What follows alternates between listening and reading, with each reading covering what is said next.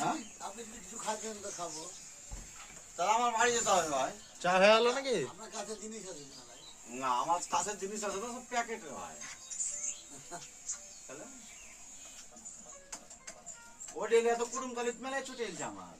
আমি শুটুম তো করতে খাইতেন জোর করে দিতে চাই যদি দেন তো খাবো তাহলে নাকি গো খা জোর করে দিতে যায়নি করে বলো তো আর আগে পানি ঢেলে আগে কি আছে বলেন তো সব প্যাকেট কাটা প্যাকেট ছিল তো খোলা খোলা বন্ধু বান্ধব দোকানদারের ছেলে পেলে তুলে এখন খাইলে কিছু বলা ছিল না।